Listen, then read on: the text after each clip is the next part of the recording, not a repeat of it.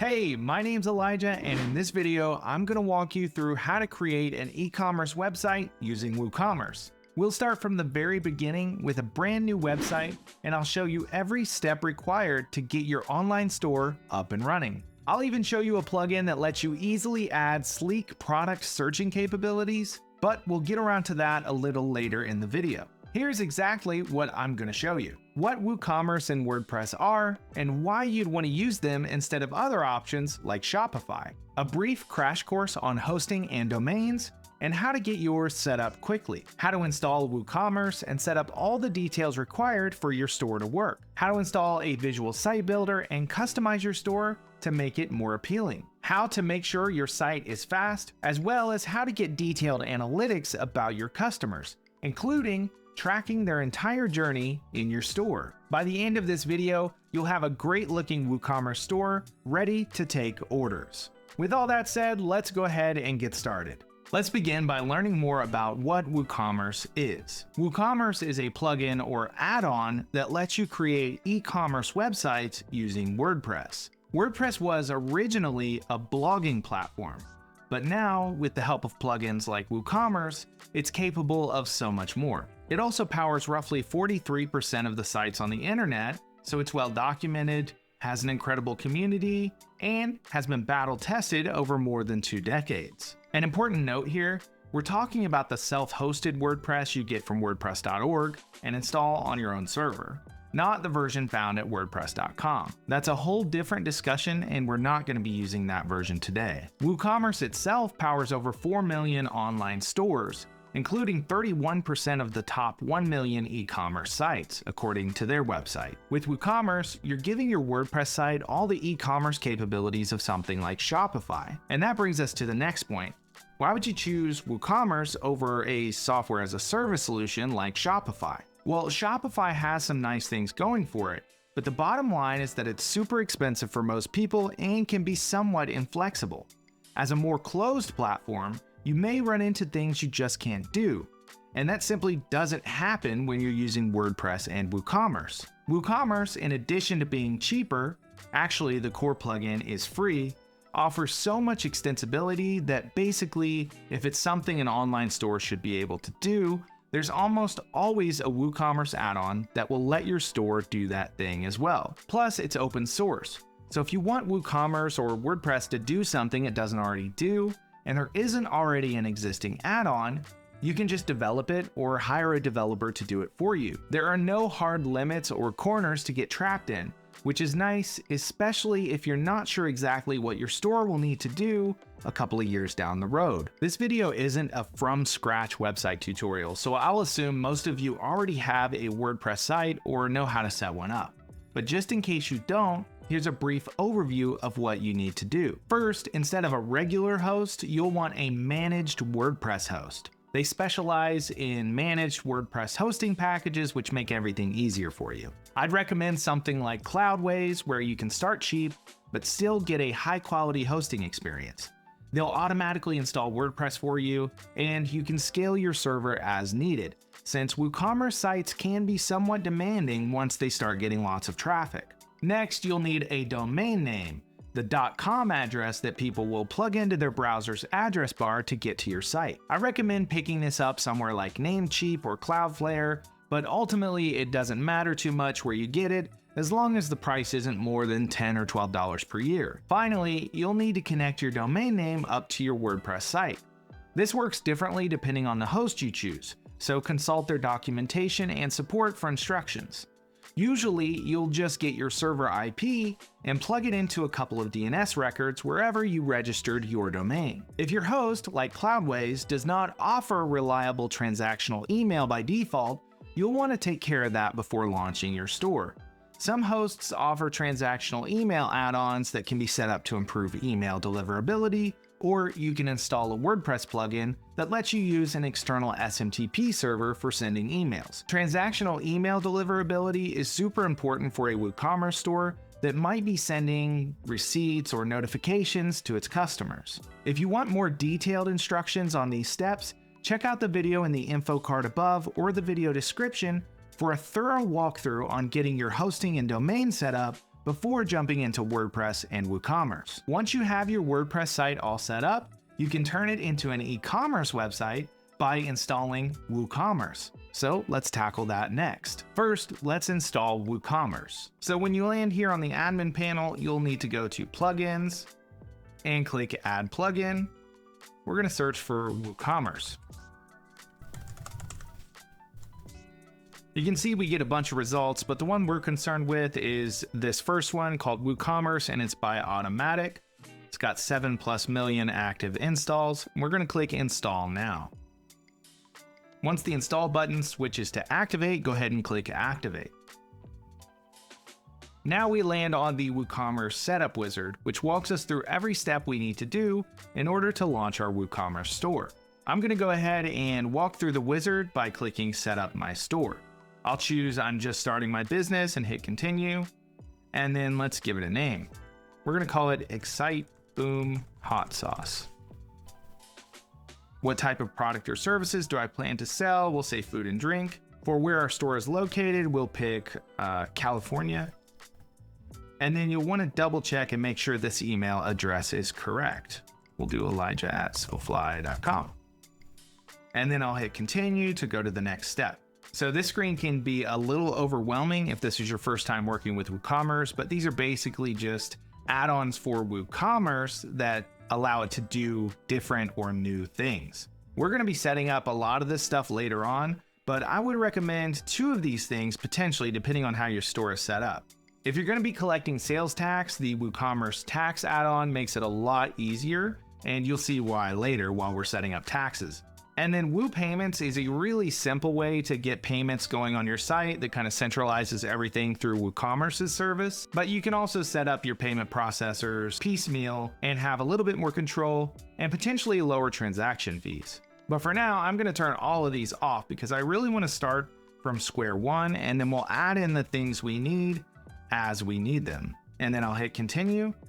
And now all the baseline stuff we need to do to get our WooCommerce site going is done, but we have a few more items to complete before we can launch the store. From here, we have a really convenient checklist of items we need to complete in order to get our store live.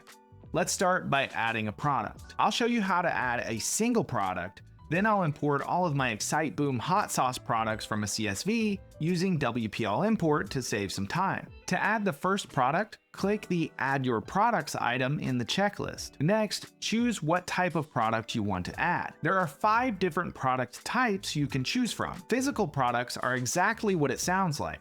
Physical items that you're either going to ship to customers or let them pick up in a physical location. Variable products are like physical products, except they have some attributes like color or size that the customer can specify when ordering. Grouped products allow you to group multiple products together.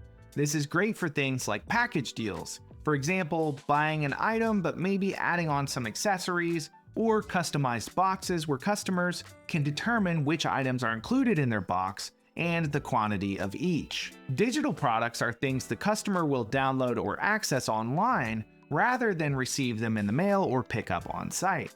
Software, memberships, and digital assets all fall under this category. External products are products that are sold via an external site, not your site. This is useful for affiliate sites who want to provide a storefront experience for their customers, but then link them to a third party for the actual ordering process. Let's go ahead and start with a physical product, but I'll show you how to set up the other product types as well. When we land on the first product setup screen, we're going to see a kind of walkthrough that WooCommerce provides. So we'll step through that real quick, and then I'll explain anything that it doesn't cover. So first we have our product name, which is how the product is going to be listed in the store. Let's click next and see what it tells us next. Product description. So this is just where you use longer form text to describe what your product is and what your customers can expect to receive. Next, we have all of our product data. So this is where you do things like set up inventory, shipping details, linked products, and attributes. We'll go through each one of these here in a minute. Down here, we have our product short description. This can be used instead of the product's full description if you need a more compact version of that. Next up is product image, which is of course important. You need good images to sell your products. And then next up is the product tags. This is a way to kind of group your products and make them easier to find for your customers, similar to product categories. The difference between tags and categories is that categories are hierarchical, so you can have categories with subcategories, so on and so forth, whereas tags are just one level. And let's take a look at what the final item they show us is, the publish box here. So this is where we can set the status of the product and save it as a draft or publish it. This works just like normal posts do with regard to publishing and draft status and things like that. So let's go through here and just set up a physical product real quick. Now, the first thing we need is the product name. So I'm just going to click in here and name it Fire Explosion Extreme Sauce. And then we need a description. So this is pretty much the same as writing content for a post in WordPress using the classic editor. It's just a fancy text editor, essentially with lists and bold and italics and things like that. But we're going to keep it pretty simple. We'll say this one is the one that made us famous. It will set everything on fire, handle with care. Now, before we get into the product data area, which is pretty involved, I'm going to go through all the other like basic setup stuff and get that out of the way. So over here we have our product image. So let's select a product image. I'm going to go ahead and choose one for my computer. And I've got this nice picture of this hot sauce bottle that's actually on fire, which is perfect. Let's set the product image. And then if you have multiple images, you can actually set up a product gallery. And these images will usually be shown as thumbnails below the main image when you're viewing the individual product. But I don't have multiple images for this product, so I'm going to leave that like it is.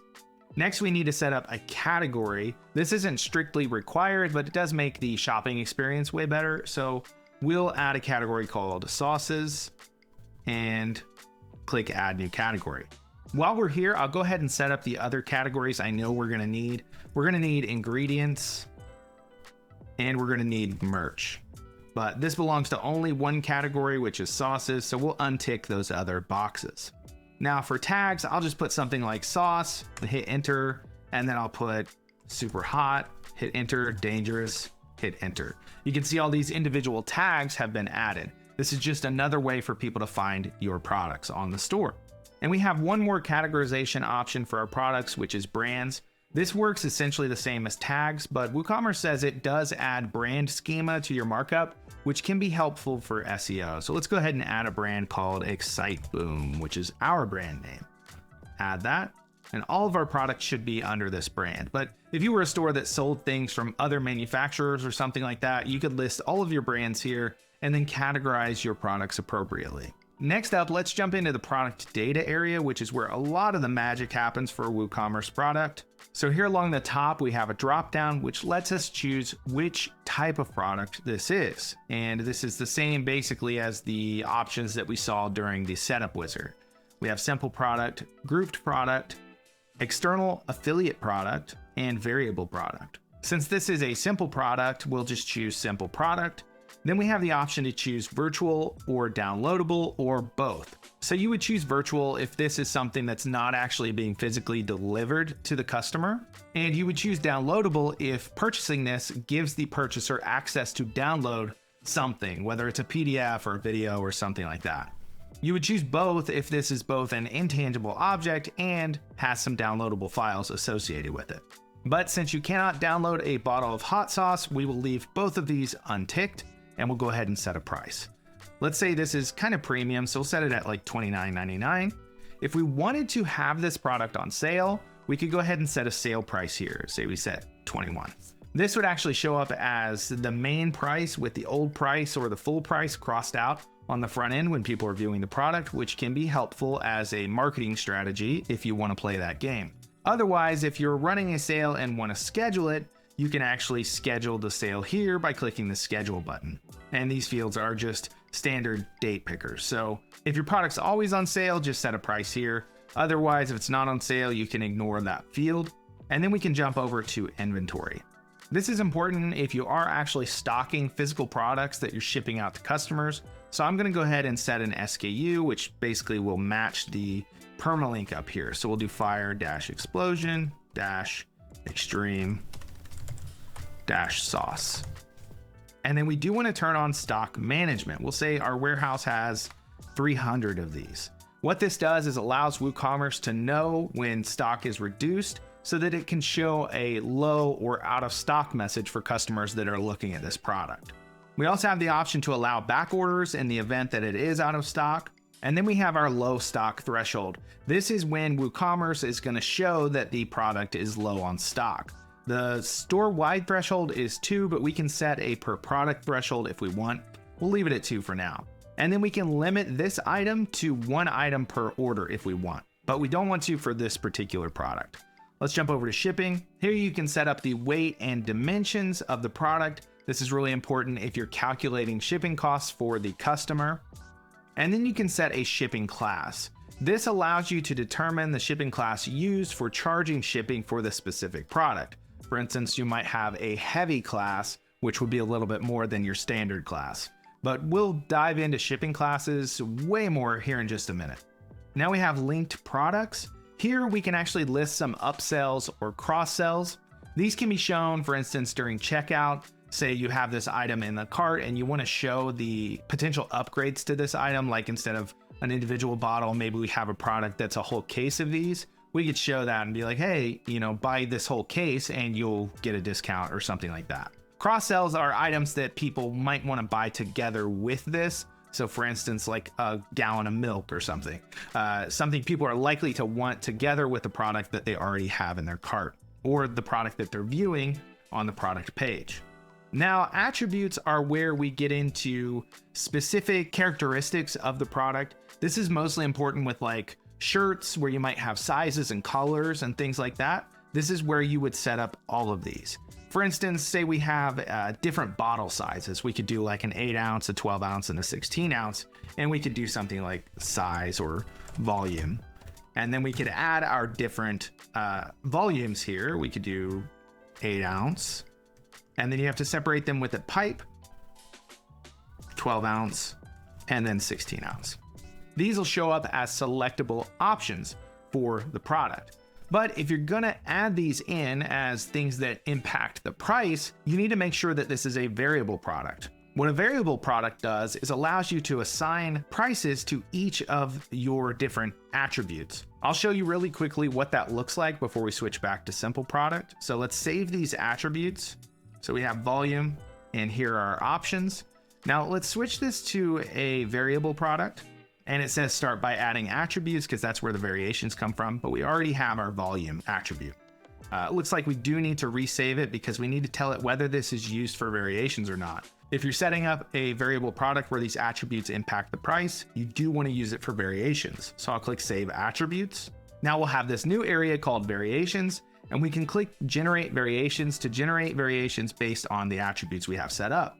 So now you can see each of our variations. We can open them up, set individual SKUs, individual properties, different prices, different shipping classes, so on and so forth. So if you have something that changing an attribute during order is going to change any of this stuff, whether it's in your backend systems or in terms of what the customer needs to pay for, you definitely want to set it up as a variable product.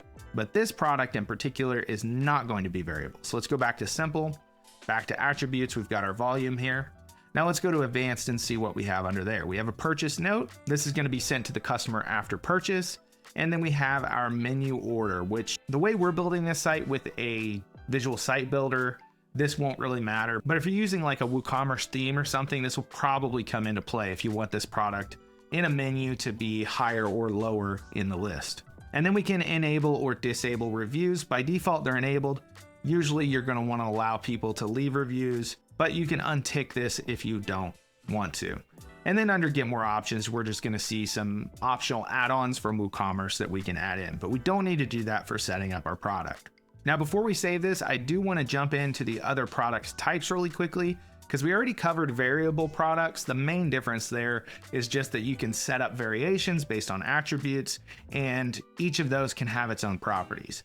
But we also have grouped product, for example, which allows you to group multiple other products into a single product page. When you choose grouped product, you can still set up your inventory, your attributes, the advanced stuff that we looked at, but under linked products, we're going to see grouped products. This is where you would choose each of the products that's going to show up on the product page. And the way this works is when they view this grouped product, each of the individual products will be listed under the product details, and they'll be able to choose how many of each of those products they want to buy. Then when they purchase this grouped product, they receive each of those as part of that purchase. We'll take a look at an actual example of one of these later on, but that's basically the unique property that you get when you choose grouped product. It's basically just a container for other products that allows you to sell them all together. Next up, let's take a look at external/affiliate product. So this is a product that you're not actually selling through your site, but you're linking to another site to sell it. That's why under general, you have product URL. You can set the button text to something like buy on Amazon, but you still get to display the price and the sale price. You can still track inventory. You can still have your upsells, and you can still have some attributes. Typically, this is going to be used for something you're receiving affiliate commission on. So you might make a store that's like a directory of products that are all sold via a third party. Maybe you're drop shipping or you're an affiliate or something like that. When they click through to the product URL that you've defined here, which can include your affiliate parameters, then they can make that order on that third-party site, and you should still receive your commission depending on how everything is set up. So I think that covers all the different product types here that we have. I'm going to go back to simple product because as our first product, I want to keep it nice and easy.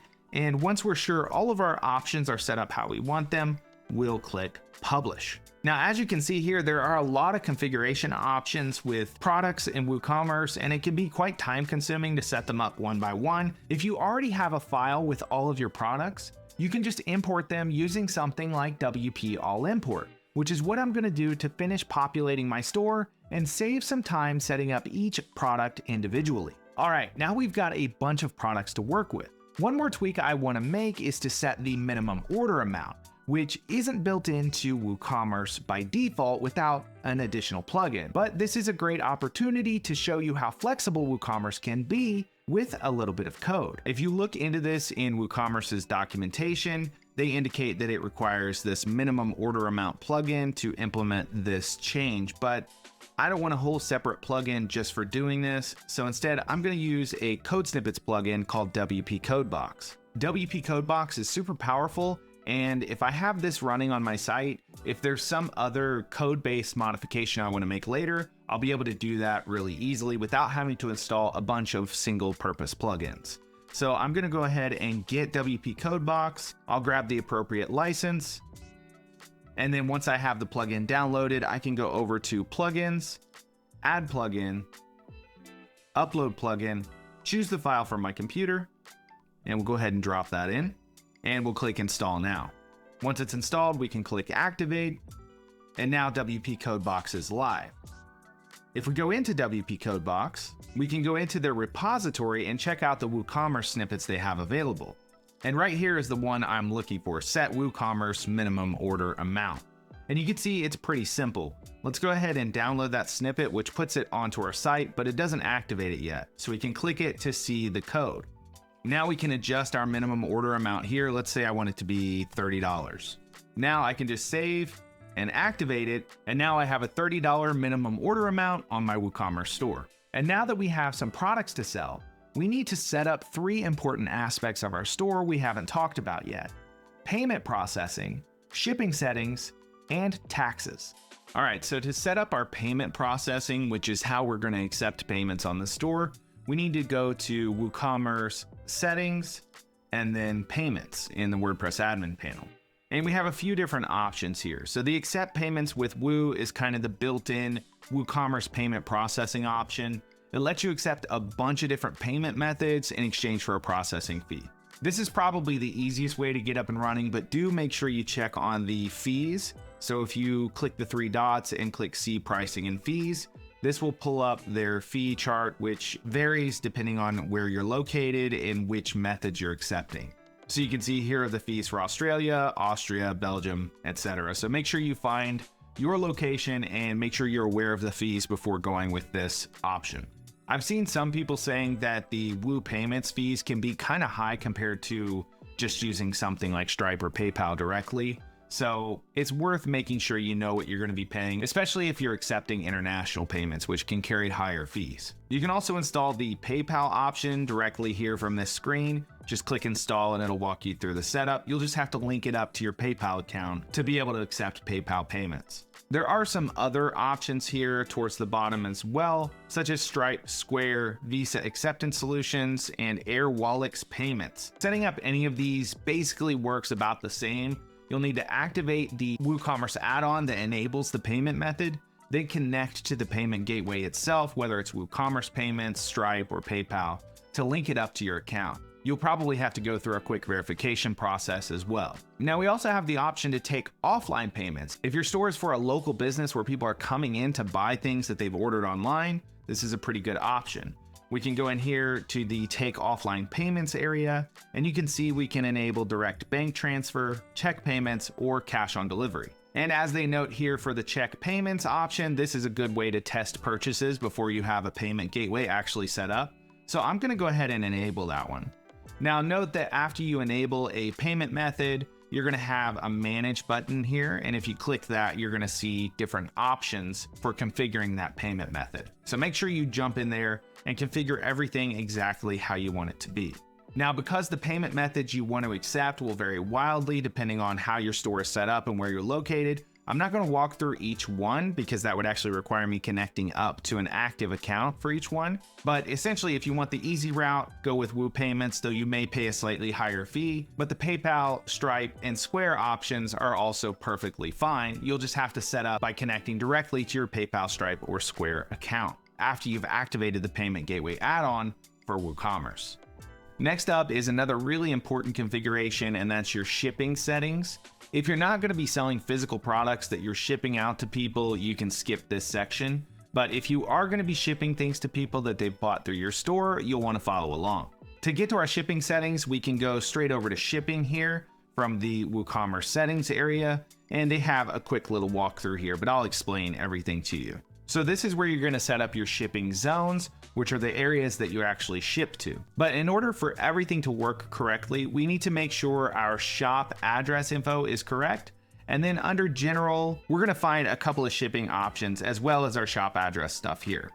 So make sure all of this is filled in. And then if you scroll down, we have general options here. We have our selling location, shipping locations, which generally should be set to all countries you sell to. But if not, you do have a few other options such as ship to all countries, ship to specific countries only, or disable shipping and shipping calculations. We also have this default customer location option, which will be used for calculations and things related to shipping before they've actually entered their address. So we can set it to the store country/region, or we can tell it to geolocate, but I'll leave it on the default for now. And if you have a payment gateway plugin that supports it, you can enable predictive address search, which can be handy and helpful for customers that are checking out.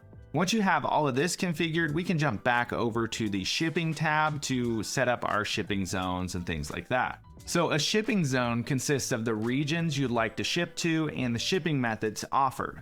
A shopper or customer can only be matched to one zone and will use their shipping address to show them the methods available in their area. To show you how shipping zones work, I'll edit this default zone that's already set up. So we'll click edit over here on the right-hand side. First, you can give it a name, which is helpful for you to understand what the zones pertain to. Then you can add the regions that this zone applies to. This will ensure the shipping methods for this zone only show for customers in the regions that should have access to those methods. For instance, you might not want to offer cheap overnight shipping to someone that's on the other side of the world. Note that for some regions, like the US, we can actually limit to specific zip/postcodes by clicking that link below the zone regions input. This can be helpful if you're a hyperlocal business and do not want to ship out of your immediate area. Next up, we have our shipping methods. So these are the actual shipping methods that will be offered to customers purchasing from the zone regions. You can see we can turn them on and off as needed. But if we edit this free shipping option, you see the configuration options we have. So we have a name here, and then we have free shipping requires. We can have it require a free shipping coupon, a minimum order amount or coupon, or a minimum order amount and a coupon. So we can kind of restrict this option. Let's go ahead and save that, and let's add a new shipping method. Because free shipping is kind of its own class, so we want to add a flat rate option, which will have a few different configurations. Once we've selected that, we hit continue. We can name it here, and then we can choose a tax status, either taxable or non-taxable. For tax status, defer to your local tax laws on whether shipping fees are taxable or not.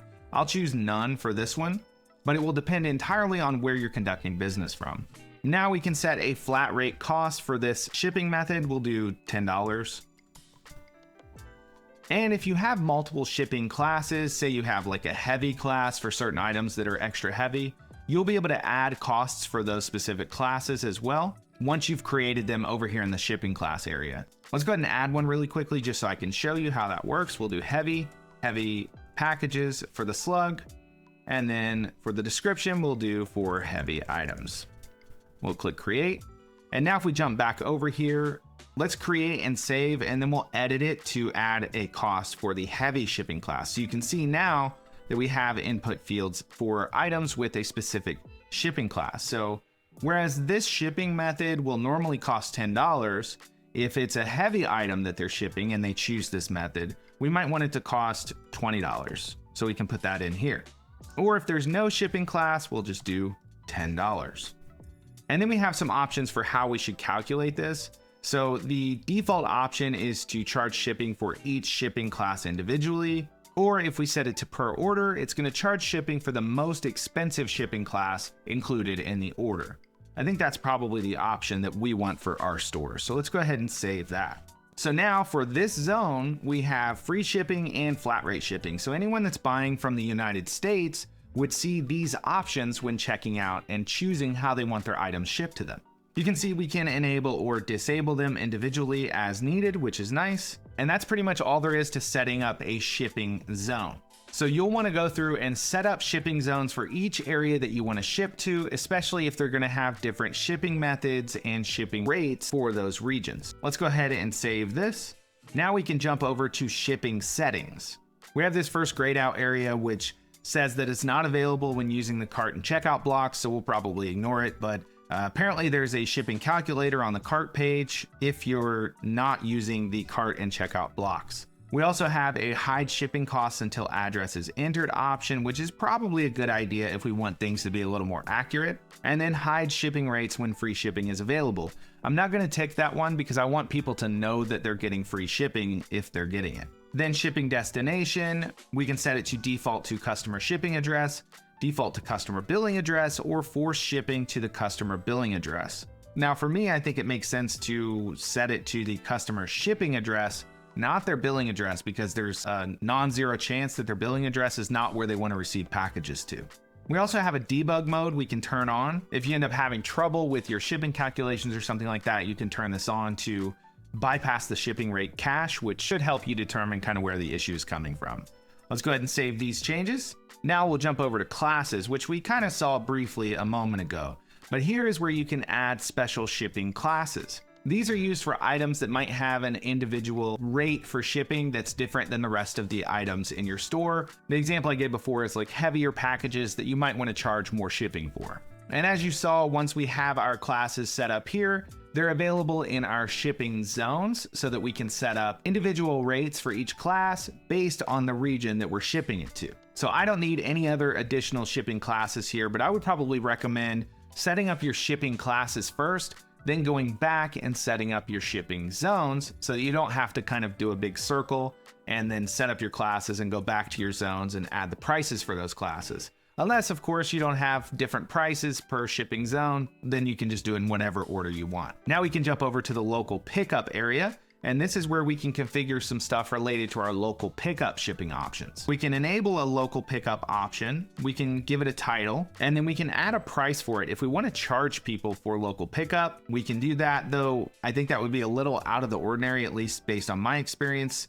If I'm going to the store to pick it up, I don't really expect to have to pay a fee to do that. And then of course you have the tax settings, and you'll have to defer to your local tax laws on whether your local pickup shipping is taxable or not. And then we can add pickup locations. So we could say something like warehouse number 1, And we could add an address for that pickup location, as well as details like how to get into the building or like a gate code or something like that. Let me go ahead and type in an address here. And for pickup details, we'll put gate code 1234. Done. So now we have an actual pickup location. You could have multiples. So if you have multiple areas that you service or different warehouse or store locations, the customer would be able to pick the one that's most convenient for them. But if you are going to enable local pickup, make sure you have entered at least one pickup location here in the settings. And that pretty much covers all the shipping configuration options you'll need to set up in order to offer shipping or local pickup for your store. Next up, we're going to tackle the tax settings for your store, which again can be super important, but depends entirely on where you're located and what your local tax laws are. So keep that in mind as we go through all of this. First, let's go back to general. Again, you want to make sure your store address is correct. You can also determine which countries you actually ship to, which can simplify taxes depending on where you are and what your tax laws are. So if there are some countries that maybe your product's not compliant with their local regulations or their tax laws make selling to them complicated, you can definitely ship to specific countries only and exclude those other countries if you want to. You can also set which countries you actually sell to. Depending on your tax laws and the tax laws of those countries, this can kind of simplify things. If there are places you're sure you don't want to sell things to, especially in the cases of complicated taxes or local regulations that your products don't comply with, you can choose sell to all countries except for and add those exclusions. You can also just choose to sell to specific countries if there are only a few that you want to sell to. Next up, if you are going to be charging taxes, you want to go down here and enable tax rates and calculations. Then we just need to save our changes. Now we can jump into the tax tab up here at the top. The first setting has to do with whether we're entering our prices inclusive of tax or exclusive of tax. If you choose inclusive, WooCommerce will show the product minus the amount of tax that would be collected for the full price of the product. If you choose this option, it's making the assumption that you're raising your price to include the taxes. For example, a $100 item with a 7% tax rate would show as $93.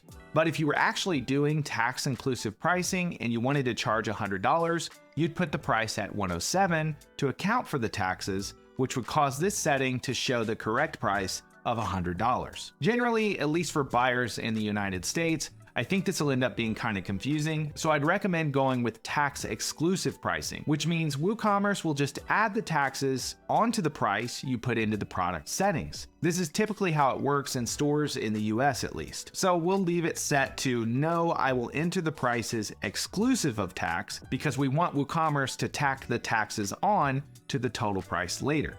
So we'll go ahead and choose no, I will enter the prices exclusive of tax, because we want that tax to be added on to the total price at checkout. Next up, we have a setting that allows us to choose which location is used to calculate the taxes. So we can use the customer shipping address, the customer billing address, or the shop base address.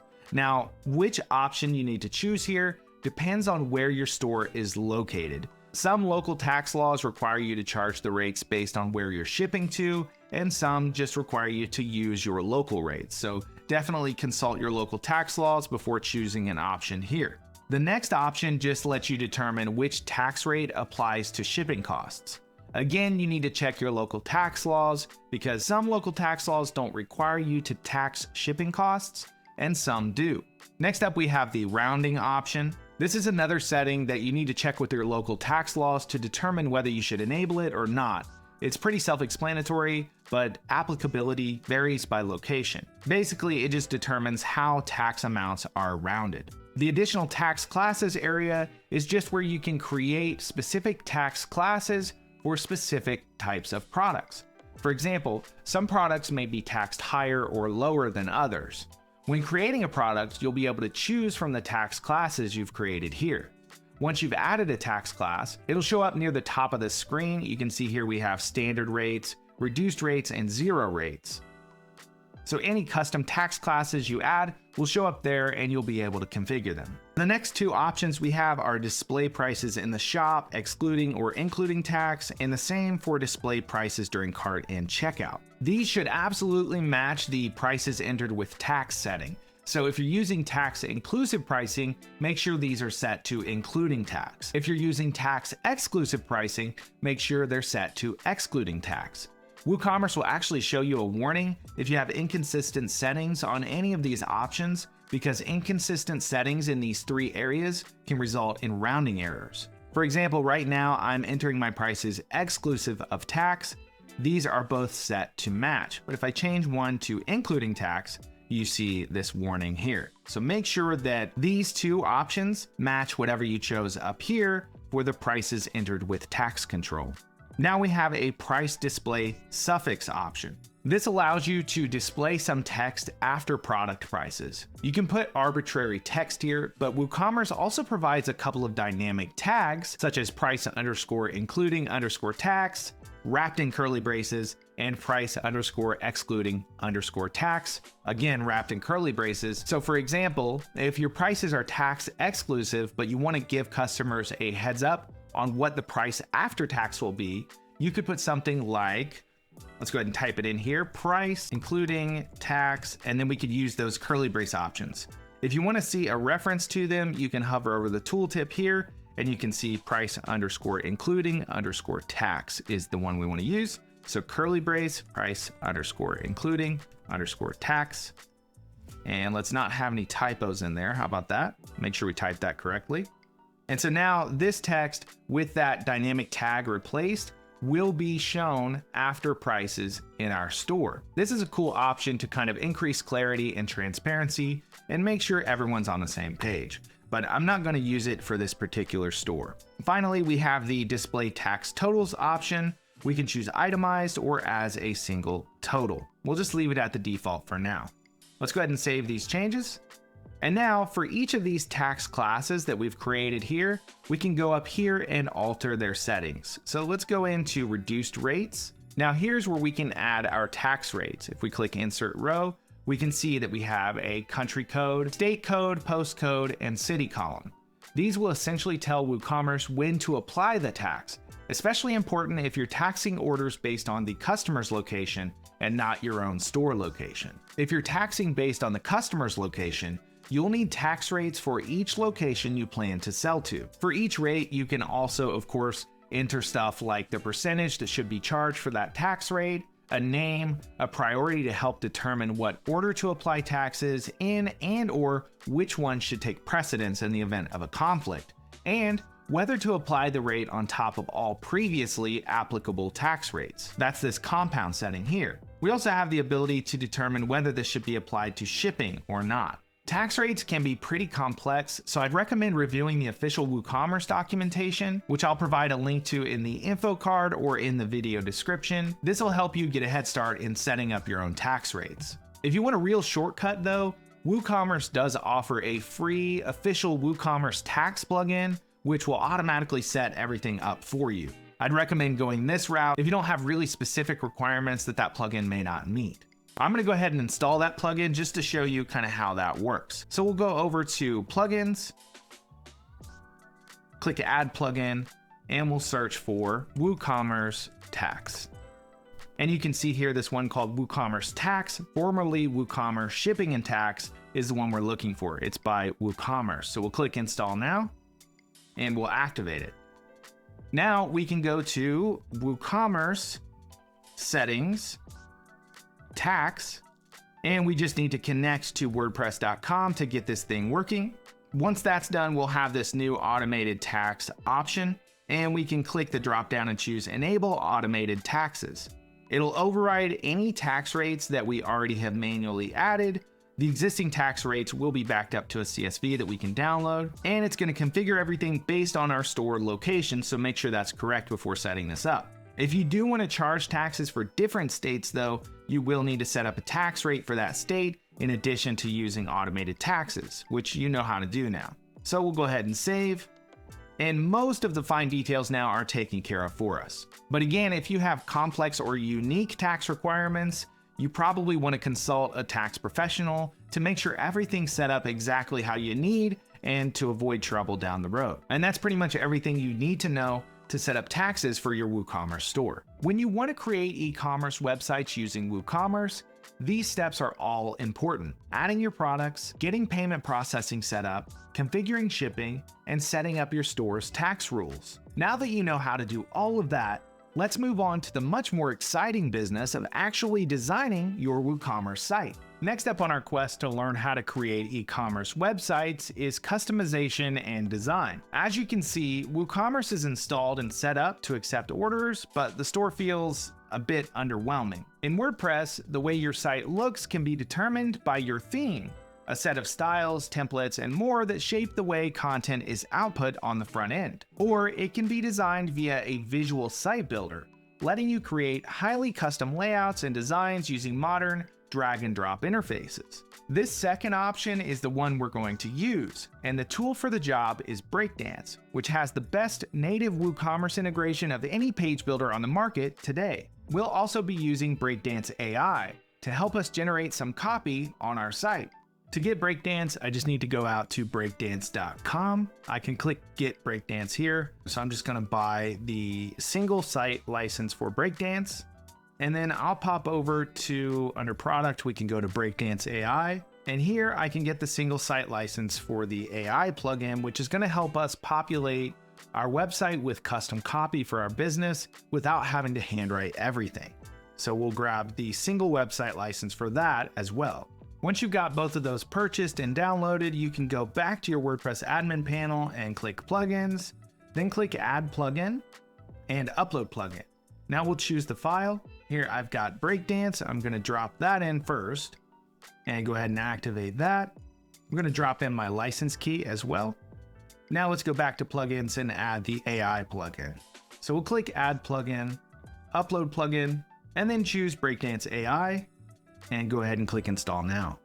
Activate that, and then we'll want to go back to Breakdance, Settings, and under AI Assistant, we can go ahead and drop in our license key for that plugin. Now to use this, we're also going to need an OpenAI API key, which you can get from openai.com. You want to click Login and choose API Platform. Once you're logged in, you need to go ahead and find your API keys. If you click Dashboard here, this is going to take you to the area where you can find those. And on the left-hand side, you can see API keys. I'm going to go ahead and create a new secret key. We'll call this Excite Boom, and then click Create Secret Key. Then you just need to copy the key and then go back over to your website here under Breakdance, Settings, AI Assistant, and drop in your OpenAI API key and then choose which model you want it to use. I'm going to choose GPT-4o Mini, and then go ahead and save those changes. Now we're pretty much ready to go with Breakdance and Breakdance AI, but we're not going to design the site from scratch because Breakdance has a huge number of really attractive design sets that work perfectly with WooCommerce. This will help us get a complete store up and running with a custom design really quickly. So what we want to do first before we import that design set is we want to get rid of all the pages that WooCommerce added by default. We'll go ahead and move those to trash because the design set's going to add its own pages like shop and my account, and we don't want duplicates. Next, we just need to go to Breakdance and then design library. And now we can scroll through, view the design sets that are available, and pick the one we want to use. I'm going to go with Clothify here. So I'll go ahead and click Import and hit Confirm, Overwrite, and Import. And it's going to go through and import everything we need for this design to be used on our site. I'll go ahead and close that. Now, if we go over to Pages, we will see that all of our pages have been added. But we are going to have to tell WooCommerce where these pages are at. So let's go ahead to WooCommerce and Settings. And then under Advanced, we can tell it where things like the cart page are, the checkout page, my account page, etc. So let's go ahead and search for cart. And you can see this is actually a different ID than the one it had selected because we removed the one that it had selected originally. So we'll choose this one. Checkout, we'll do the same thing. My account page, do the same thing there. And that's pretty much all we need at the moment. Now there's a couple other minor tweaks I want to do before we get into really designing things. I do want to set the homepage of the website because right now, if we visit the site, it's going to take us to our blog post index, which we don't want. We actually want it to show the homepage. So to fix that, we go in here and go to Settings, Reading, and here we have your homepage displays. Under this, we want to choose a static page, and then we want to choose the homepage here. Now, if we save that and we refresh, we will see the actual homepage from the design set instead of our blog post archive. Now, there's another touch I want to implement here, which is the favicon, which is the little symbol that shows up when you have a website open in a tab. By default, it's going to show the WordPress icon, but we don't want that for our store because it just doesn't look that professional. So to do that, we go to Appearance and Customize, and under Site Identity, we can change not only our site title, which is exactly what we want, we can add the tagline, which is sauces so hot you'll explode, and then we can set a site icon. Now, if you don't already have a favicon, which is basically just a little image that's 512 by 512 pixels, you can use this generator from favicon.io that lets you generate a basic favicon using some colors and some text. So we'll set this to maybe a red background color with white text, and we'll do EB. We're going to reduce the size of that a little bit so it fits. We'll do 90. And then let's play with the fonts here. Now, this is using Google Fonts, so if you don't like any of the choices you've tried blindly here, you can actually go out to Google Fonts to find the one you want. Now, I'm going to type in EB in all caps so that I can preview what this is going to look like and just scroll through until I find something that I like. I'm going to go with this one here. So I'm going to pop back over here and search for it. There it is. And that looks pretty good. So we'll go ahead and click download. And that's going to actually give us a zip file because they provide the favicon in a few different formats. So let's open that up, make sure we extract it, open the folder, and then there's a few different options here, but we're looking for the one that says 512. Now we can go back to WordPress and we can actually upload that icon. Let's go to Upload Files, select Files, go into our favicon folder and choose the 512 one. Now we'll hit Select to drop that in. And now it shows you how this will be used in the browser to identify the tab. This looks a lot more professional and doesn't take a whole lot of time to do. So we'll go ahead and publish that change. And let's pop back to the admin panel. Now we've got Breakdance, we've got Breakdance AI, we've installed our design set, and we've done all the kind of final touches we needed to do on the WordPress side to get this thing ready to design. Next, we just need to hop into Breakdance and start customizing every aspect of our store. All right, so we're gonna start by customizing the header. If we view the site on the front end, the header is this area at the top, which includes the navigation menu and the search and this little banner. So we wanna edit that to kind of match our brand, because right now everything's using these green colors and we don't wanna use that for our hot sauce brand. So from the front end, the easiest way to get to this header is to hover over Breakdance in the admin bar and click Open Header Home Header. But there are actually two headers with this design set. Let's go back to the WordPress admin panel and go to Breakdance Headers. Here you can see all of the headers. The reason there's two is because one of them is set to show on the home page, but then the other one is set to show everywhere else. But we actually don't need two for this site, so we can get rid of this homepage one. Let's click Trash. If we need to get that back, it is in the trash over here, so we can get it back. But for this one, we need to go to Settings and we need to set it to Everywhere, which it is. And we need to remove this condition so it actually is used everywhere. Now we can click Edit in Breakdance. So while we're doing this, we're also going to set up our global settings, especially our global colors, because we're going to be using them as we design things. So we know we want to change this green to something that's on brand, and I have a little palette of colors I've selected. So we'll go into the three dots here and go to Global Settings and go to Colors, and we're going to start tweaking all of this. Let's go ahead and open up our palette and we're going to swap these out. For the white, I want to use this kind of warm white, and we'll use that for all of these kind of whitish colors. And then for this green color, we're going to swap that out for this red. We're going to change the base to a darker black. We'll leave the gray for now, but we might tweak it later. And then for links, we're going to put in this kind of burnt orange color. And then for our brand color up here, let's go ahead and select our action color. And that's pretty much all we need to do for our colors. If we actually jump up to the front end of the website, we'll see that all the colors everywhere have now changed. Let's go to Home, and you'll see that impact as we kind of scroll through here. Now, some of it doesn't look perfect right away, and we're going to tweak it as we go, but all the colors across the entire site are now using our global color palette. Let's tweak this banner here. We'll select it and go to background, and we'll change this to our link color. And then for the text, let's go ahead and change it to a white color. So we'll click the design tab here, go to typography, and select one of our white colors. Now, if we want to edit the text, all we have to do is double click it here and start typing, or we can go to the content tab and change it here. So we'll go ahead and say free shipping for all orders above 100. Now let's go down to the header biller element itself. This is an element that has effects like overlay and sticky, which are common for headers, but we actually don't need overlay on this particular one, so we'll get rid of that.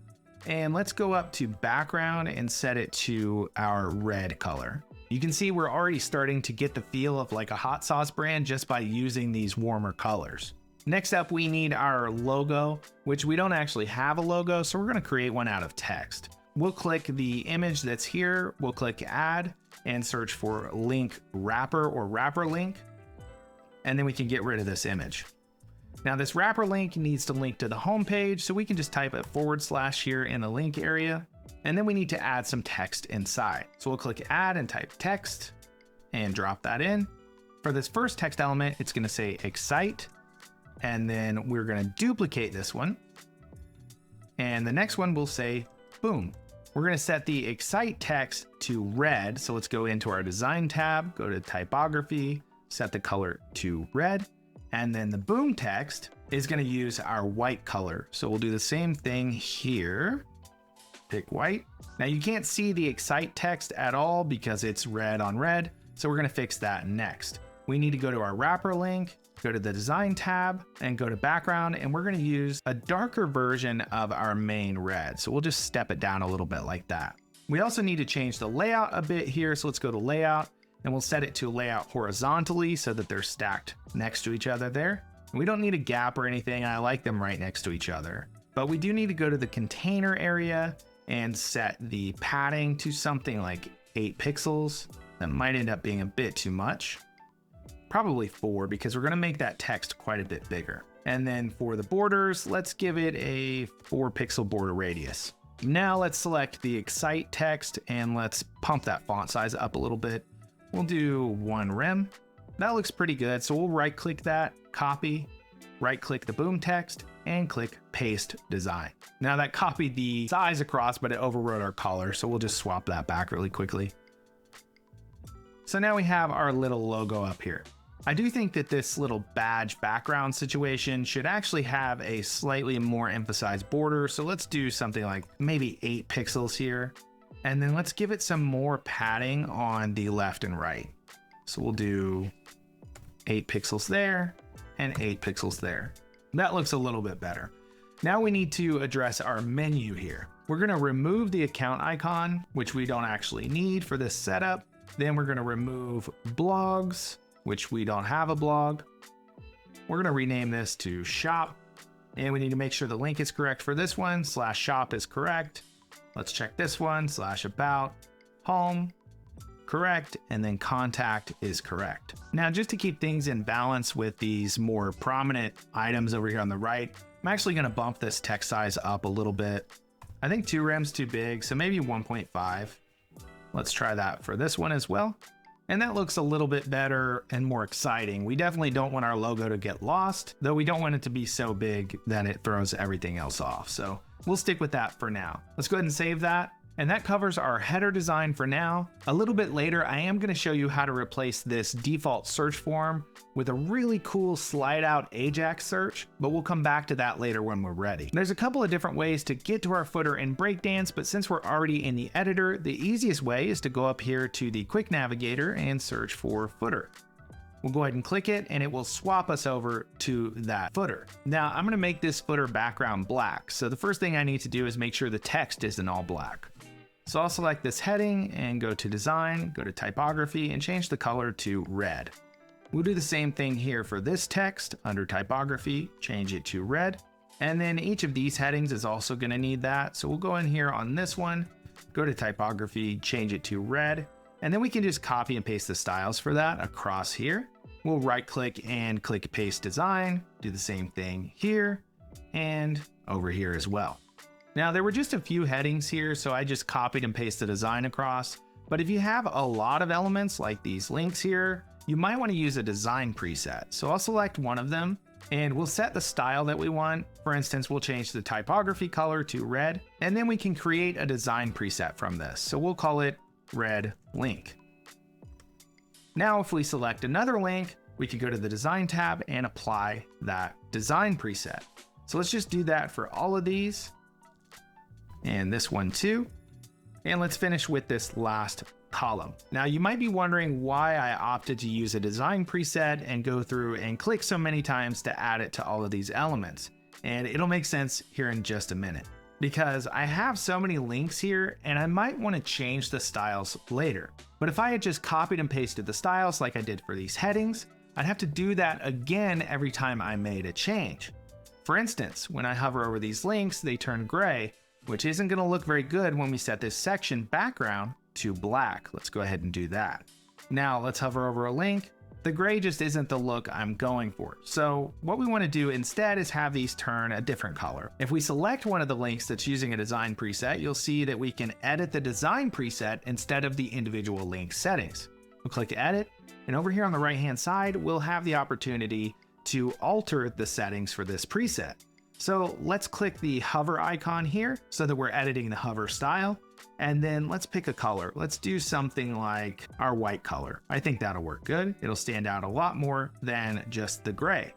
But you'll note that even though I have this link selected, all of these links now have a white hover color. And that's because I used a design preset, which just saved me a ton of work when I forgot to change the hover color before potentially copying and pasting the styles across. By using a design preset, I've future-proofed my design and made it way easier to make global changes to these red links later.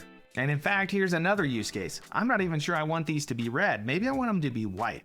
So let's actually change the hover color to red, and let's deselect the hover icon there and change the regular color to white. And you can see they all just switch right away. It's a huge time saver. I actually want this text to be white as well, so that we have a little bit of variation in the colors in this footer. And then for our form builder, I want this input to be white. So we'll go over to the design tab, go to form, go to fields, and we'll change the background color to white. Now we've got a form and we can actually see the field. The last thing I want to do is change the social icons to have a red background. So we'll go to icons, we'll change the background color to red, and we'll leave the icon color itself as white. Now let's go ahead and save that. And the last thing we need to do here is just update some of the text. So let's start down here with the copyright notice. We just want to update the year. We'll do 2026. But the problem with that is next year, it's going to be out of date. So one way we can fix that is we can use dynamic data. If we click this little dynamic data icon next to the field, we can search for date and we can click current date. Now this is going to output it in a specific format, which we don't want. So we can click this here and we can change the format to custom. And for the format, we just put Y, which means year. Now under advanced, we can put some text before that. So we'll put in the copyright symbol. And then after that, we'll put a space and put excite, boom, hot sauce. Now that copyright notice date is going to be correct every year, whether you remember to update it or not. We'll also want to go ahead and update some of these links. For instance, my account, I don't think we need. This about, we'll get rid of. And then product guides and brands, we'll get rid of as well. And then since this particular store doesn't have a physical location, we'll get rid of the hours. And then we'll update the email address. We'll just put in info@exciteboomsauces.com. And then let's update the phone number. Now this text we do need to update, but we're going to use Breakdance AI to do that. This will come into play a bunch more later with larger sections, but I'll go ahead and show you how to use it for a single text element. So we'll go over to the content tab. And here we have this AI button. If we click that, we get a bunch of different options. We can shorten it, continue writing, make it more interesting, etc. But it's just placeholder text. So we need to tell the AI what to do with this text. Let's tell it to make a short blurb encouraging visitors to sign up for our site Boom Hot Sauce newsletter. And we'll go ahead and have AI generate that. Let's go ahead and insert this. I think it's going to be a little long, but we can tweak it if we want to. Stay updated with the latest spicy news and exclusive offers from Excite Boom Hot Sauce. That looks pretty good, but I'd like to shorten it, so I'll go back to AI and say shorten it. And we'll insert that version. That's better, but I'd like to shorten it even more, so let's run it again. And that looks about right. One last thing you can do is adjust what your form builder does with emails submitted here. So if we go over to content, we can go to actions, and it's not currently doing anything. So we definitely want it to at least store the submissions, but we can make it do anything we want. We can link it up to ActiveCampaign, we can run custom JavaScript, link it up to ConvertKit, Drip, Discord, Slack. We can have it send an email, which is pretty standard, GetResponse, MailChimp, MailerLite, webhook, or even trigger a pop-up. For now, we're just going to store the submissions. So now our footer is complete and we can move on to designing the homepage. So the fastest way to get over to our homepage to edit it is to use the quick navigator. We'll look for home and just click that. And now we can actually see our new header and our footer with the rest of the design, and it's starting to look really good. But we do need to do some work on the homepage. We're just going to work our way down section by section and tweak each one to match our brand. So here we have some images.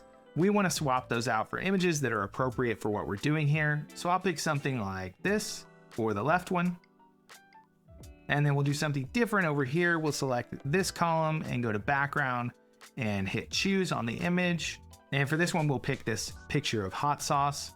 And that looks pretty good, but it's a little bright for the white text on top. So let's go to overlay and let's add a gradient overlay, which will darken the bottom part of that image. We'll do the same thing here, overlay gradient. And that looks pretty good. So now we have a couple of products showcased here at the top. Now for the left, we just want to update the text and say something like ingredients, and we'll say spices and more. And then we'll say shop ingredients.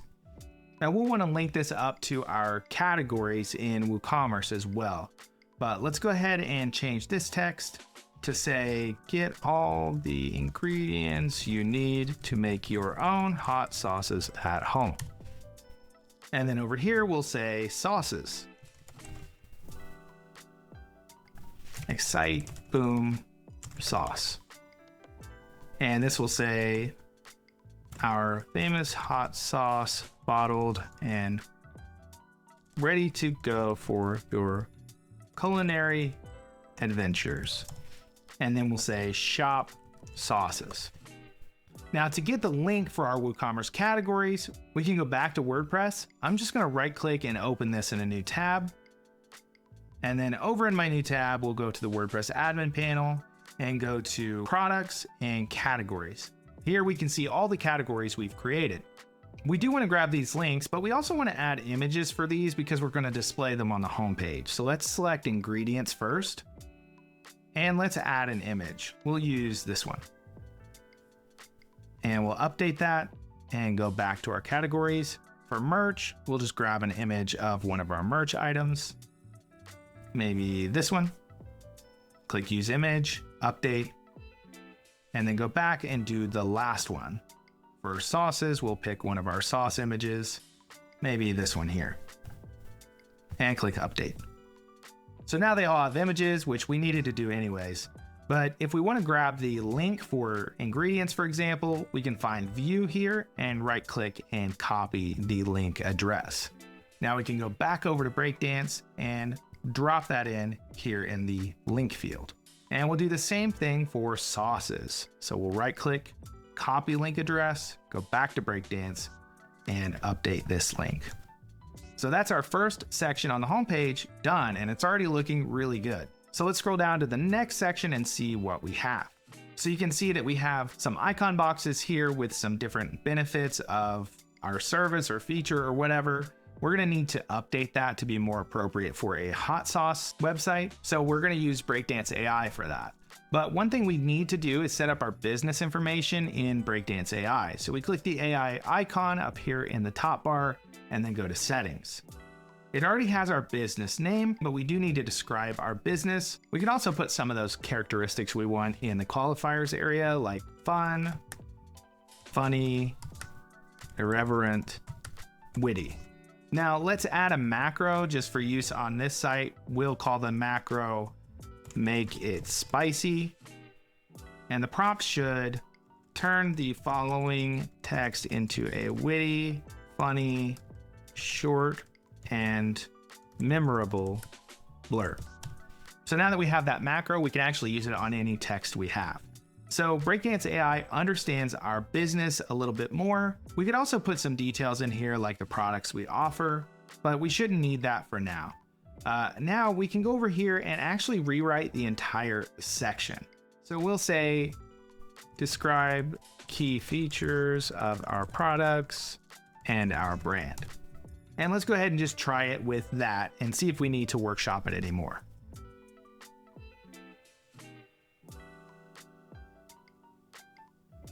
As you can see, it's coming in with text that I personally like that kind of describe our brand vibe. Now, I just want to change the icons on each of these, so I'll hit that and see if I can search for something that implies an explosion. We'll choose this fire icon here, and we do need to go over and change the icon color, I believe. We don't want it to be gray light, we want it to be red. And then we'll swap this one out too for maybe like a warning, and swap the color as well. Do red there. And then over here, we will swap it for like a laugh emoji. And change the color over as well.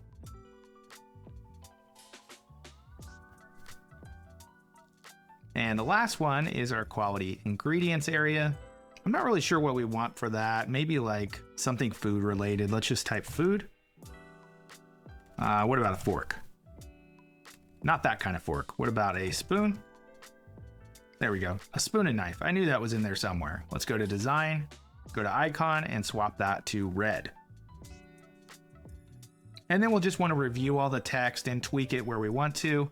But the next little area is this part of the section, why choose Excite Boom. We don't necessarily want this to be for that purpose. I'd like to actually showcase our product categories here. So let's say browse by category, and then let's tell AI to rewrite this. Make this entice people to view our product categories: merch, sauces, and ingredients. And we'll go ahead and have that rewrite it. And we'll insert that. Now that's a bit much, so let's try out our new macro here, which is make it spicy. Let's insert that, and then let's shorten it as well. And insert. Now I like this overall, but I want to get rid of this last line just to keep it to 3 lines. And for this, we'll say explore all products, and that will link to shop. Now you can see here it says no products found. That's because we have a products list, probably looking for some products that aren't there. We don't actually want a products list here anyways. We want something called a term loop builder. This is actually going to let us display our product categories instead of our products themselves.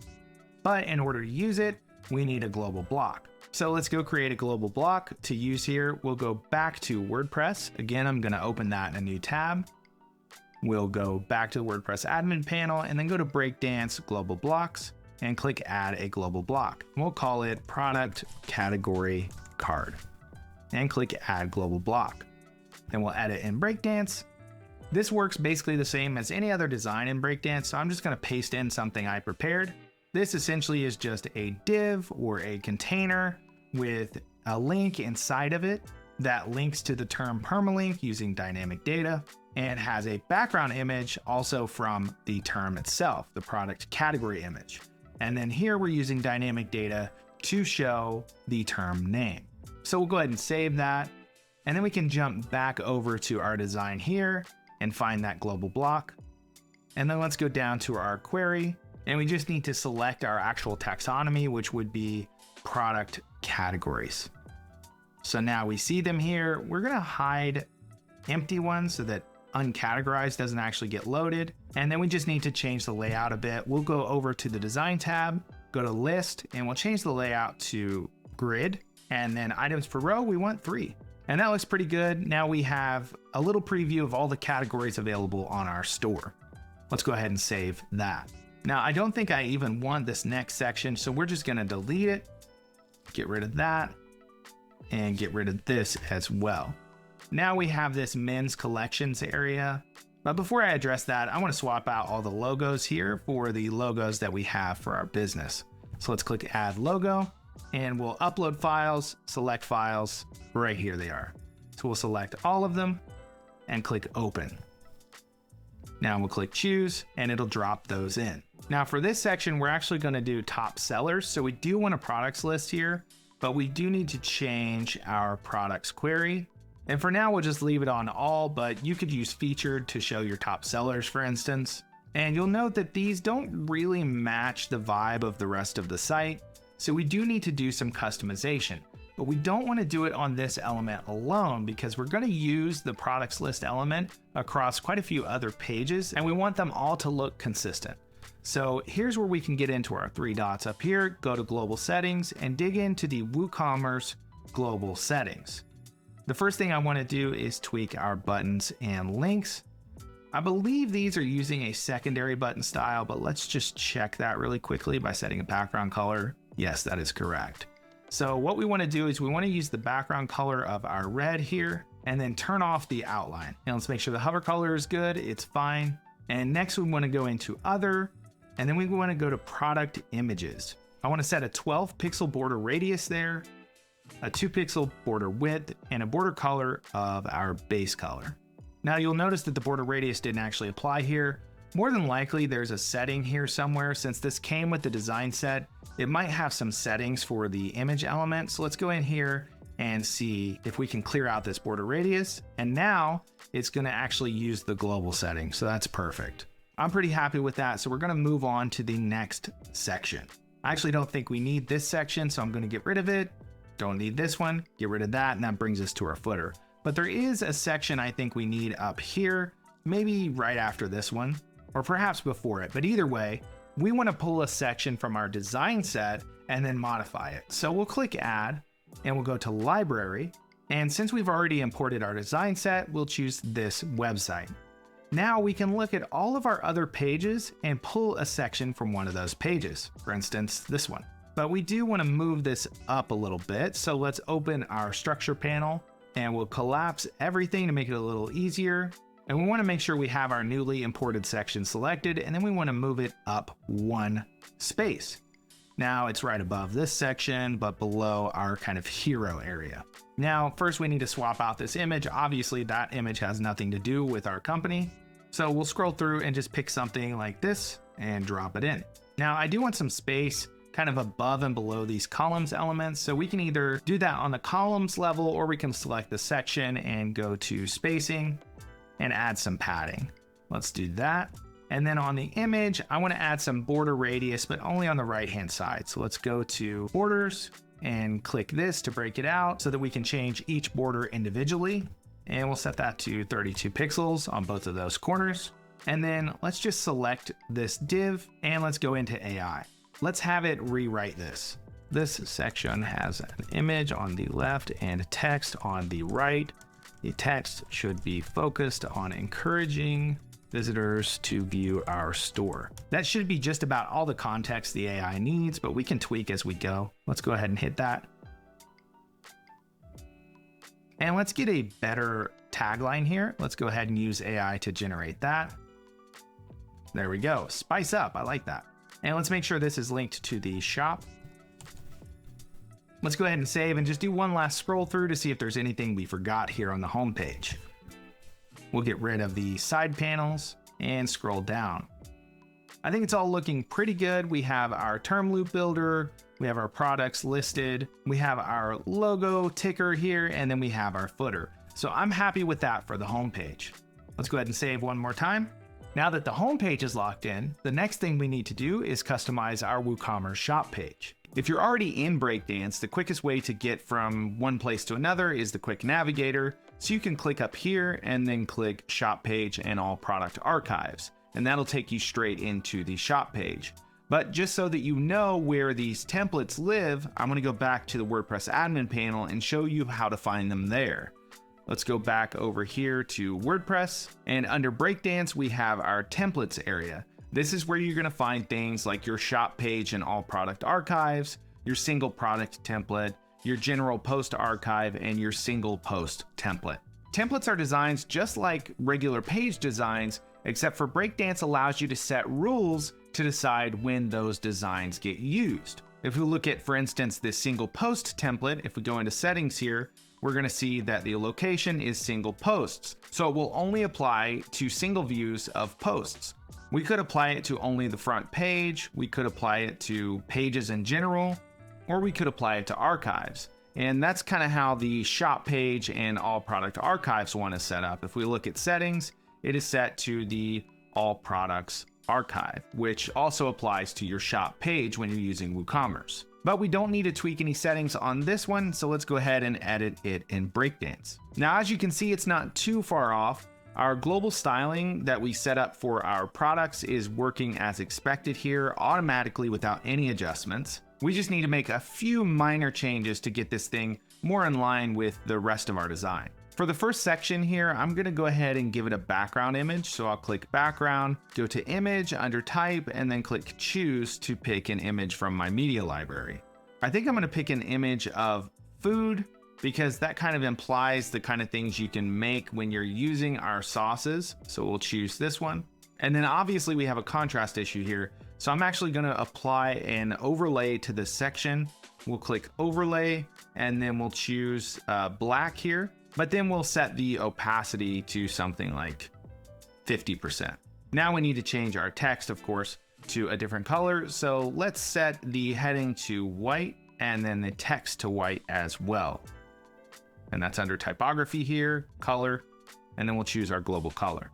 Now we just need to change our text. So let's just use Breakdance AI to do that. This section is at the top of our shop page. Use short, punchy, witty language to entice users to view our offerings. Now, because Breakdance AI has all the context of our business description here, it should go ahead and nail that for us. So we'll just click rewrite this whole section, and it switched it to ignite your taste buds, explore our dangerously spicy hot sauces. This is all perfectly on brand for the site that we're building. Now let's go down to the actual shop area. I want to get rid of a couple of these widgets here. I don't think we need the search widget, and I don't want the price widget for this particular one. I just want to show product categories and then top rated products. But this is showing way too many, so I can select this widget and then open the options here and set the number of products to something like 3. And then for the actual list of products itself, I think I'm going to bring this down to 2 items per row. So we can go into the design here and go to layout and change the products per row to 2. I like that a little bit better. It makes the images more bold and stand out a little bit more. And let's just scroll through and see if there are any other adjustments we want to make here. We've got all of our products displayed, our footer, everything looks pretty good. I do kind of want that logo ticker here above the footer, which I could just include that in the footer, but I may not want it on every page. So we'll click add, we'll go to the library, and under this website, we can go to the home page, which I think is already selected here, and we can find that ticker and add that to the page. And that just drops it in right above the footer where I wanted it. Before we move on from this page, let's look at the shop page element and see if there are any other adjustments we might want to make. Under products list, we have elements. We can actually turn elements on and off here. So for instance, if we didn't want the category displayed, we could actually just disable that and it gets rid of the category there above the title. But I kind of like it in this case. Let's look at our images. We mostly want to defer to global styles here, but as far as enabling and disabling elements, that makes sense to do on the individual shop page element level.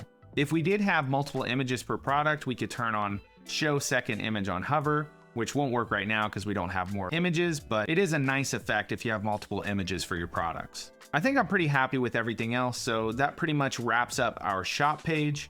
It looks completely on brand. We have a nice hero here with some text that Breakdance AI wrote for us. And the next thing we need to edit is the single products template, which is what you'll see when you click through from the shop page to view the details of an individual product. We've already got this nice hero for our shop page, so I'm just gonna go ahead and copy that to my clipboard. And then I'm gonna use the quick navigator here to pop over to the single product template. Now I want the hero from the shop page, which is on my clipboard, so I can just hit Command or Control V to paste that in, and then we can just update the text. Now for this, I kind of want the product information in the hero here.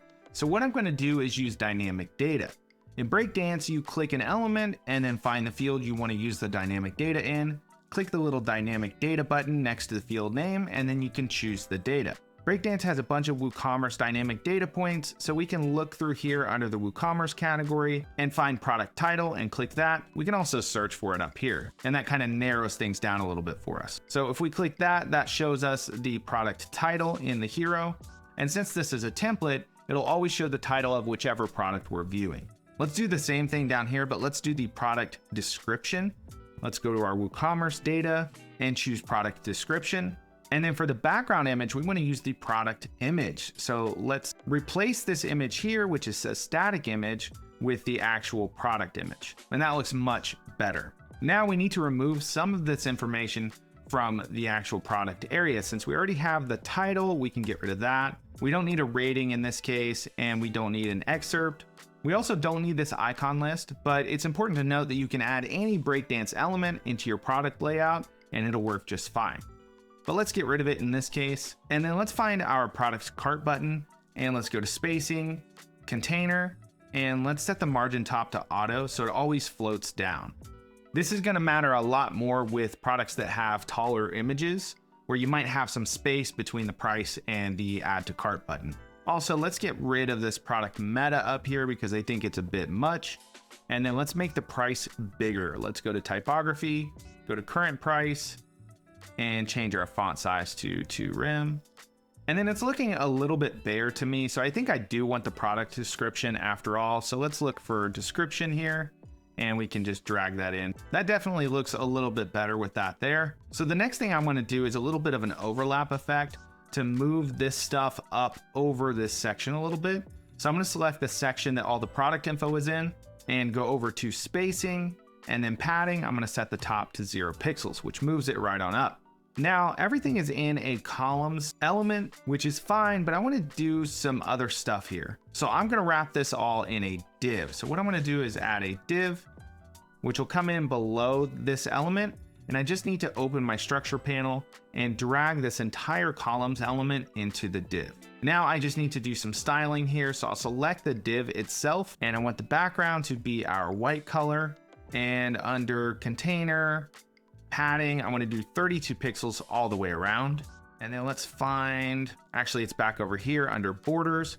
We want to do 12 pixels to round those corners, which you can't see yet, but you'll be able to once we do the overlap. While we're in here, let's just add a shadow too to give it some separation from that other white background that it's on top of. And then finally, we need to add our actual overlap effect. So if we go to spacing and add a -64 pixel margin there, you can see the effect I'm going for. And that looks much more visually interesting. But we can actually spice this up a lot more with some animations. Fortunately, Breakdance has a really robust animation engine built in, so it's not hard to do. All we have to do is select the element we want to animate, which is this div in this instance, and we'll go over to our advanced settings, open up animations, and then we want a scrolling animation. We'll go ahead and enable that. The first thing we want to animate is the vertical position, so we'll start it at 100 and we'll end at -100.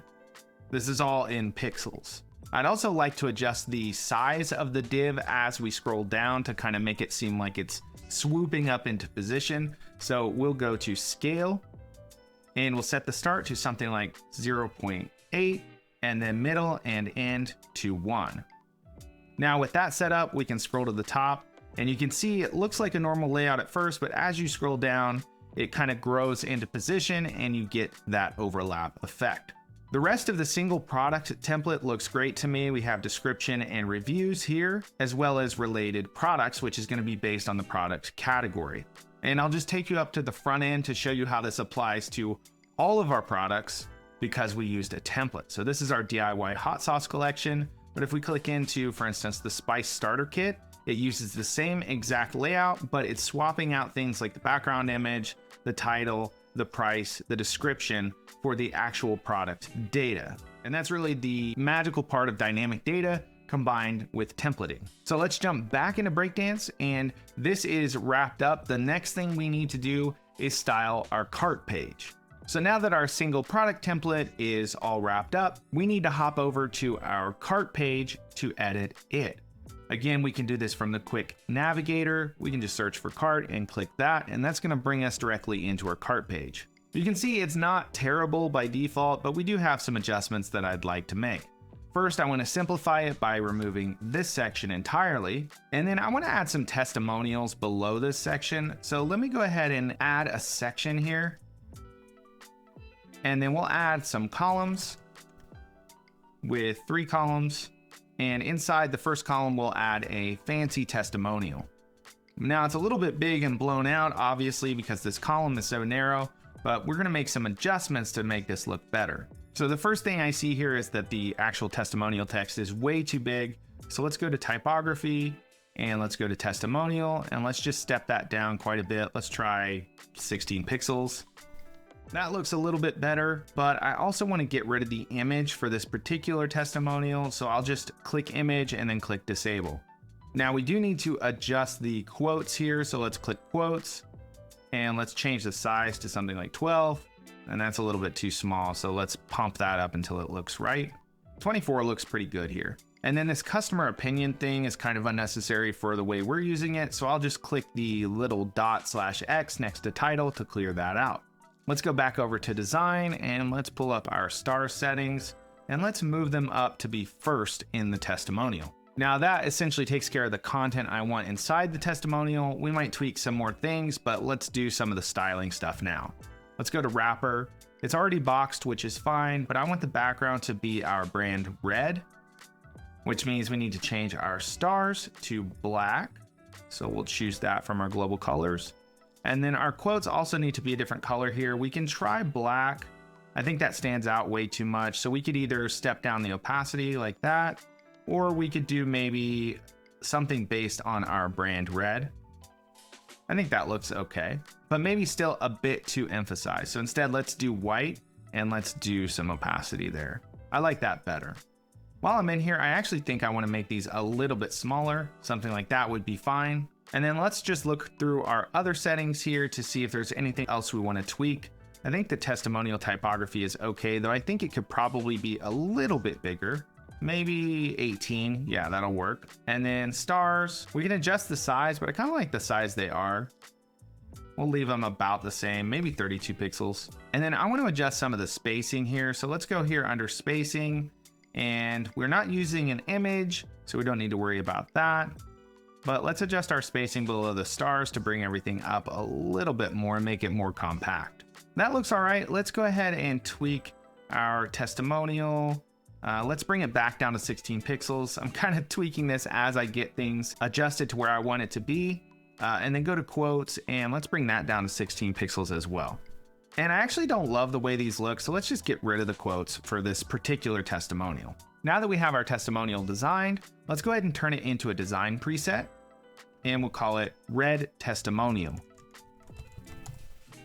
We'll go ahead and save it.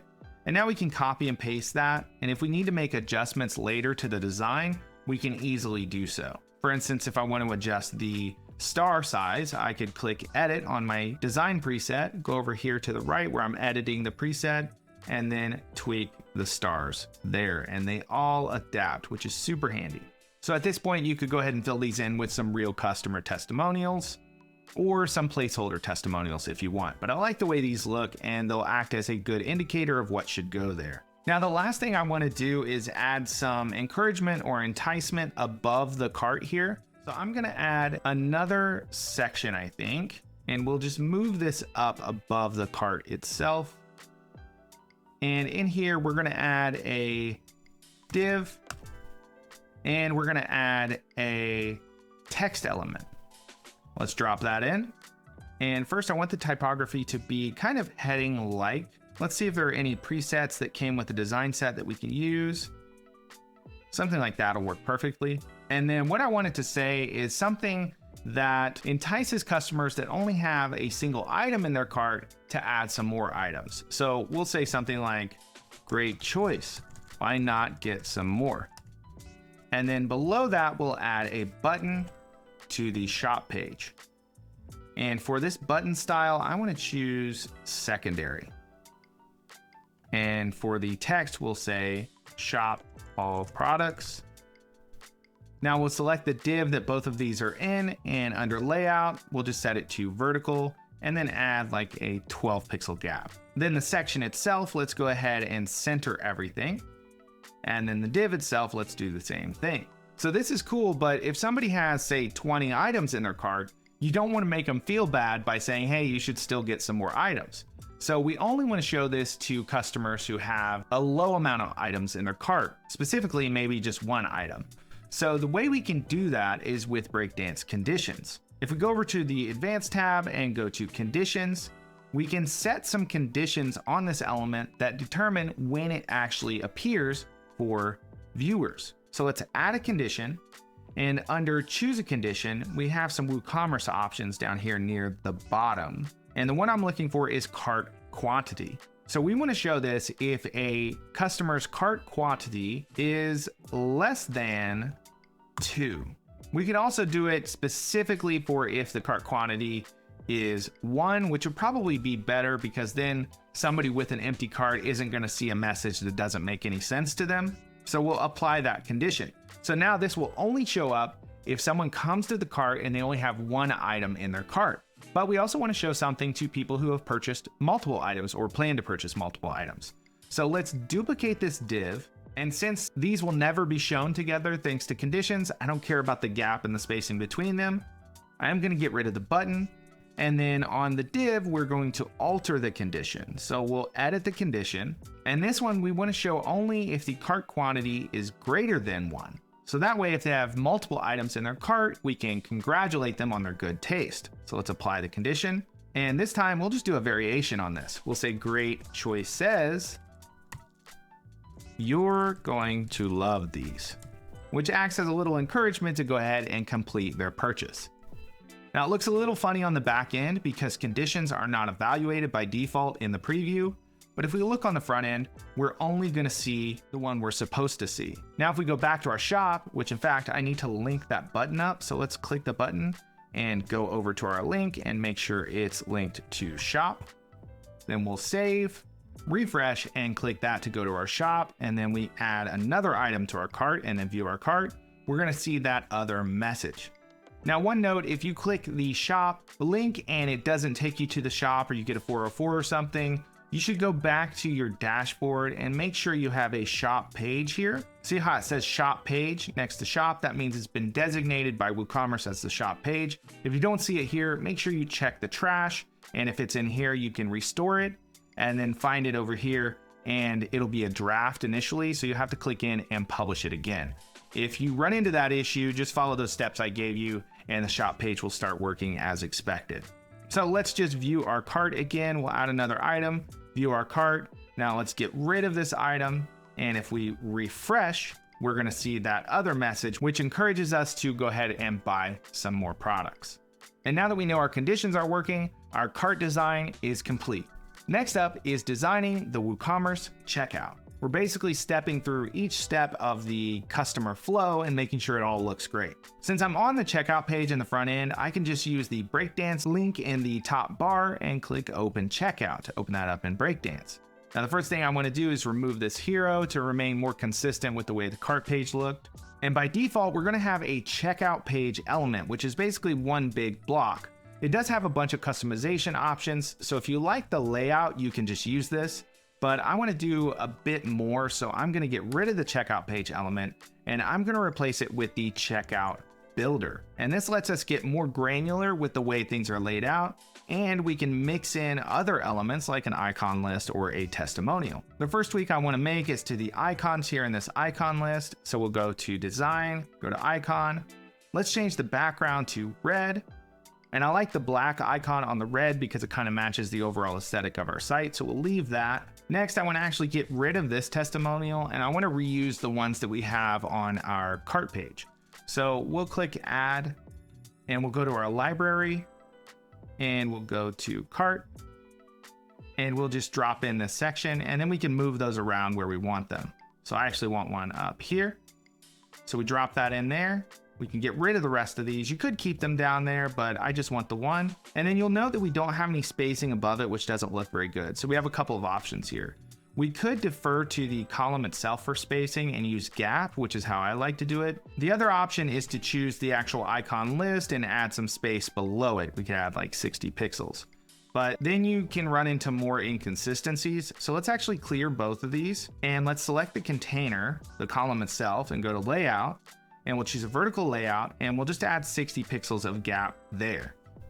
And that looks pretty good, except for we don't want the gap below this heading. So we can actually offset that by going to spacing and adding a negative 60 pixel bottom margin. And actually we might need a little bit more space than that. So let's do like a negative 50 pixels. There we go.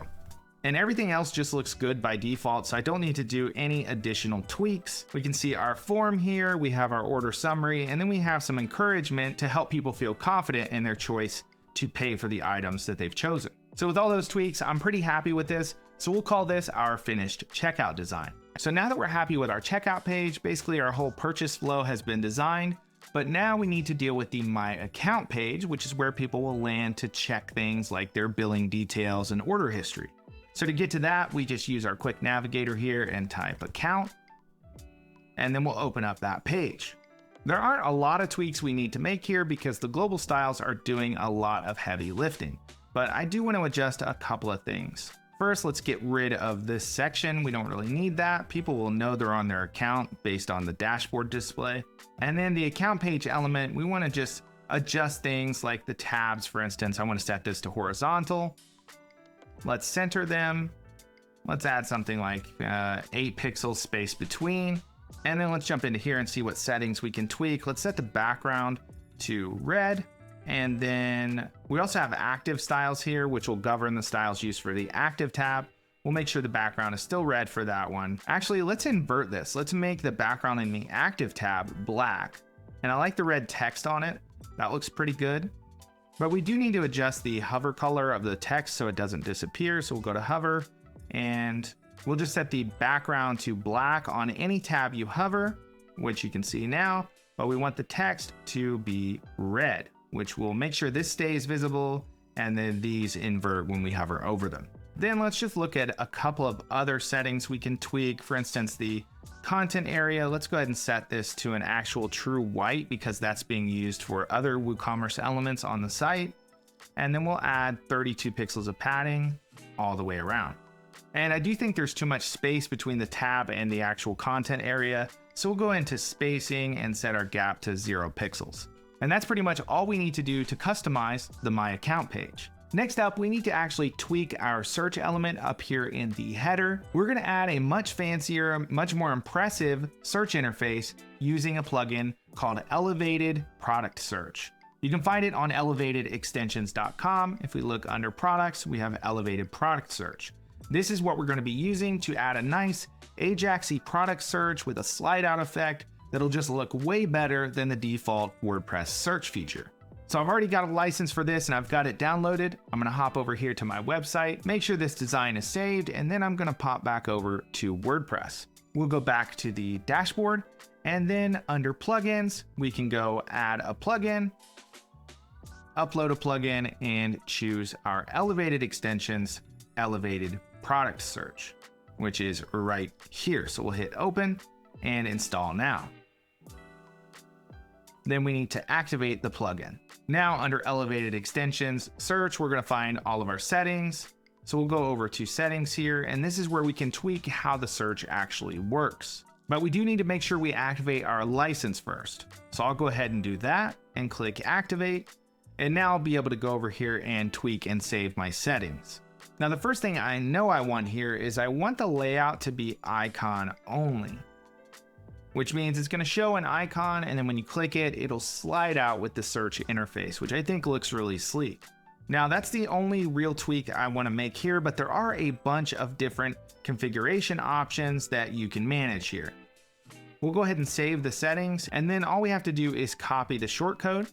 Then we'll go over to Breakdance headers and we'll edit this main header in Breakdance.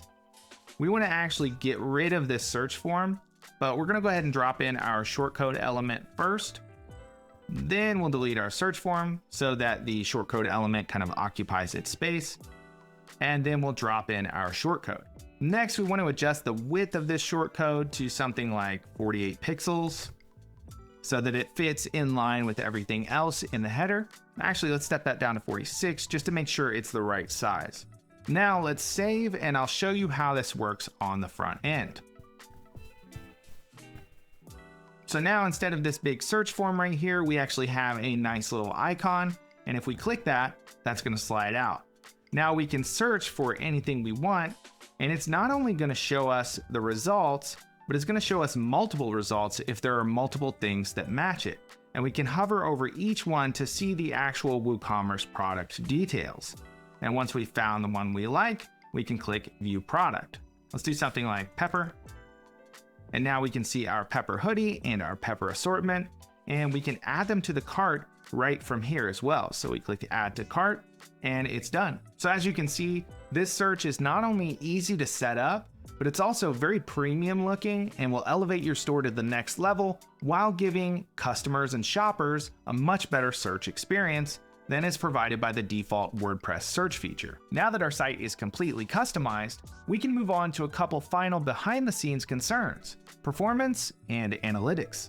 Performance is important because if your site is slow, people won't want to navigate around on it to buy things. Analytics is important because you need detailed insights into how people are interacting with your store in order to make improvements over time. Luckily for us, Breakdance is fast out of the box, so no major performance improvements are needed. One thing you will want to make sure of is that you optimize any images you've used in your design. If they're way too big, it'll impact your performance negatively.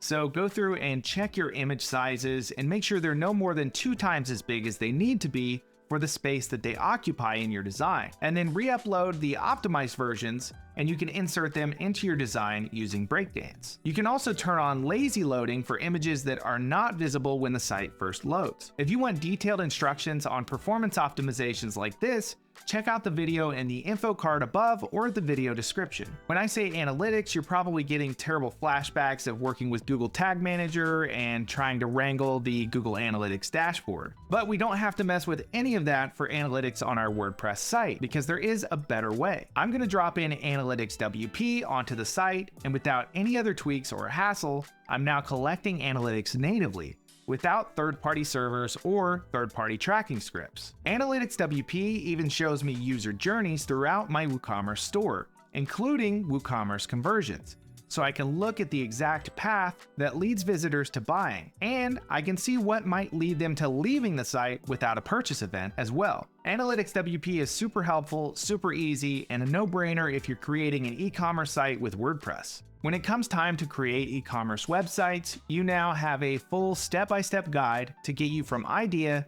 to finished store. If you were unsure how to make a site with WooCommerce before, here's a quick recap of what we covered in this video. Set up your WordPress site on a managed host to make it easy to get up and running. Buy and link up a domain. Use Cloudflare, Namecheap, or similar, then follow your host's instructions to get it pointed to your website. Install WooCommerce and set up or import products. You can use WP import if you're importing a bunch of products from something like a CSV file. Set up your payment processing, shipping, and tax settings according to your requirements and local tax laws. Use a visual site builder like Breakdance with a deep WooCommerce integration to customize your store, add animations, create conditional elements, and more. Optionally, use a plugin like Elevated Product Search to add a slick Ajax search to your store. Optimize images and make other performance tweaks. What's required here will depend on your builder, but with Breakdance, you won't need to install a performance plugin or make any major changes to ace performance tests. Set up analytics. Use Analytics WP for the easy way, or implement Google Analytics or similar using custom code. The final steps you'll need to take to put your store live are: turn off Coming Soon.